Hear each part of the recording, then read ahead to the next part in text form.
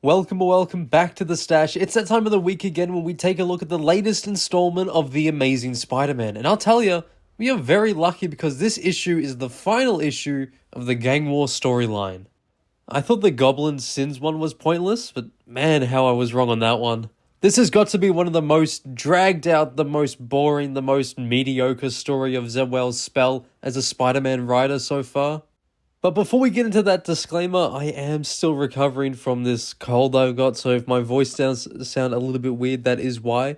But we are also trying to hit the big 1,000, and with your help, I know we can do it. So if you like Spider-Man or even just comics in general, feel free to stick around and maybe hit that subscribe button. Also, we have an MNstash membership. Okay, back to the video. So just in case you've missed the previous videos, lucky for you there is a playlist, I'll go over a quick recap of the recent events. Madam Masque and the Beetle gathered their forces in Central Park to decide who would take all the territory. With upgraded tech from RABBLE, a near-endless supply of A.I.M grunts, and hypnotized heavy hitters Count Nefaria, SILVERMANE, and Shotgun on her side, Madam Masque readied a killing blow, but was interrupted when Spider-Man and his allies arrived on the scene. Not one to look a gift spider in the mouth, Beetle fell back to let the heroes and her father Tombstone take on Masque's army. While fighting, Tombstone broke Masque's spell on Shotgun, who revealed he was sent to New York by a government agency to stop the growing threat posed by Beetle. Tombstone realized just how far his daughter had fallen, and determined to save her in the only way he knows how, he took her out of the game. Now our story begins with Spidey and his team being double-crossed by Tombstone and the Syndicate.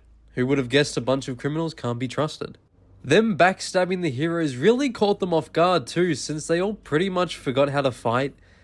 Digger makes light work of Spider-Woman and Elektra, Lady Ox wipes Miles, and She-Hulk gets stopped by the female trapster of all people. Oh, and if you remember in the last issue, Spidey was actually able to hold off his own. Capable of holding his own? He takes on Madam Masque with ease and destroys her weapons, takes the owl out with one punch, and then takes on her entire army. Yeah, well, we're back to normal now. Wells' Spider-Man returns to his favorite place, in a fetal position on the floor while he is about to be killed by a supervillain, doing nothing to prevent it other than waiting for someone to save him. How is it possible that Wells keeps repeating this so many times in a row? Like, this is like the third near-death experience for Spidey in the series where he's been begging not to get killed. First it was Tombstone, where he had to scream like, "I've learned my lesson." Then it was the Vulture, and now Count Nefaria and Silvermane. Wait, so Count Nefaria had his powers this whole time. And I'm supposed to believe he got beat up by a mind-controlled Silvermane? Does no one working at Marvel right now know, like, anything about the characters they're actually working on? Even an underpowered Nefaria would have wiped the floor with Silvermane, Masque, and pretty much everyone else in the story. But that would require Nick Lowe to do his job as the editor, and we all know that he cannot do that to save his life, and he'd much rather spend his time just trying to gaslight the fans on Twitter. But yeah, it's just really embarrassing. If not for Shotgun, then this could have easily been the death of Spider-Man. He doesn't even beat Madam Masque in a cool or thrilling or even heroic way either. Madam Masque, the person who orchestrated this entire shit show, is defeated by Spider-Man webbing her gauntlets, causing them to explode. What the hell were they thinking? It's the most lamest way possible to end this shitty story. She did all of this just to get knocked out with one single counterattack from a half-dead Spider-Man. Like, this is the weakest Spider-Man we've seen, and he's half dead. How weak does that make Madam Masque? Oh, and also Mary Jane, Luke Cage, and the godforsaken Spider-Boy unfortunately show up too. Jesus, look how they've butchered MJ. And after the dust settles, Danny and Shang-Chi appear just to get all mad because no one saw their handiwork, which, honestly, who cares? I'm guessing that might have been like a meta joke about how no one even bought the side books for this shitty story. When Peter returns back to the hospital to check up on Randy, he gets all emotional, and then Randy's like, "Stop, I can't take this anymore. I've been awake for a while now." So he's not dead, which I guess is a good thing. Fisk's law has also been repealed, and Tombstone is now ready to kill Spider-Man to take full control of the city.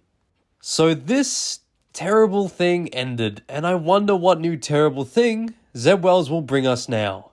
Genuinely, this has to be probably the most difficult video I've written yet, and not because it's long or complex or anything like that, but it's because it's just so fucking boring.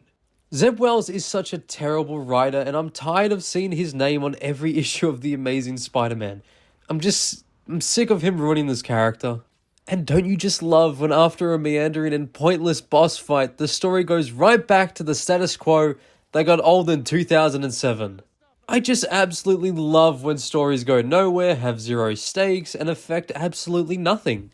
It's also really the pinnacle of writing to just have the main character barely do anything in his own title.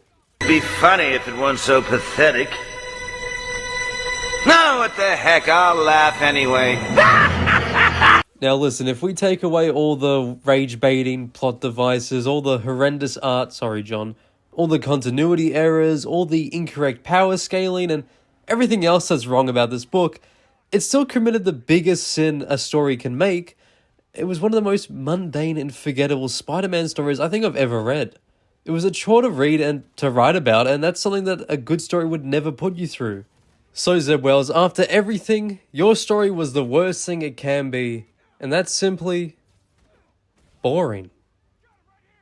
But that is it for today. Thank you guys so much for watching. If you have enjoyed, please like, comment, and subscribe if you haven't already, because here, any support means the world. This is the unscripted part of the video now. I have been sick for the past week or so. I could finally talk again, even though I do sound a bit weird still, so I hope the video still came out alright. This issue was simply horrendous. I hated reading it. I hated this entire gang war story, and I'm dreading whatever comes next. But I'm hopeful that maybe his run is coming to an end soon. We're almost at issue 50, and I just would really want this to be over. Ultimate Spider-Man is so much better. But I'd love to hear what you guys thought of this issue down below in the comments section. We can start a conversation.